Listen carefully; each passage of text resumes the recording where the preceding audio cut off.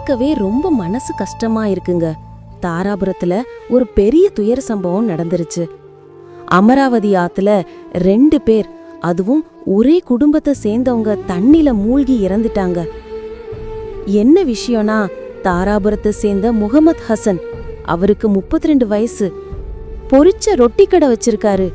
அவரோட அண்ணன் மகள் தாதிரா, 13 வயசு பாப்பா, ஸ்கூல் படிச்சுட்டு வந்திருக்கு. இவங்க எல்லாரும் குடும்பத்தோட 12 பேர் ஒரு கல்யாண நிகழ்ச்சிக்கு போயிட்டு அப்படியே ஆத்துல குளிக்கலான்னு சிலாம்பாளையம் அணைக்கட்டு பகுதிக்கு போயிருக்காங்க. அவங்க குளிச்சிட்டு இருந்தப்போ யாருமே எதிர்பார்க்காத நேரத்துல திடீர்னு ஆத்துல வெள்ளப்பெருக்கு வந்திருக்கு. தண்ணி வேகமா வந்ததும் இந்த முகமது ஹசனும் அந்த சின்ன பொண்ணு தாகிராவும் தண்ணில அடிச்சிட்டு போயிட்டாங்க. ஐயோ, கூட இருந்தவங்க பதறி போய் அவங்கள காப்பாத்த எவ்வளவோ போராடி பார்த்திருக்காங்க.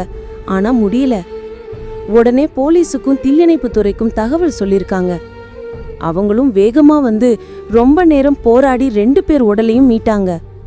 ஆனா தாராபுரம் அரசு ஆஸ்பத்திரிக்கு கொண்டு போய் பார்த்தப்போ டாக்டருங்க அவங்க 2 பேரும் ஏற்கனவே இறந்துட்டதா சொல்லிட்டாங்க. அந்த கல்யாண வீடு என்ன ஆகியிருக்கும்னு நினைச்சு பாருங்க. அந்த பகுதியே ரொம்ப சோகத்துல மூழ்கிருச்சு.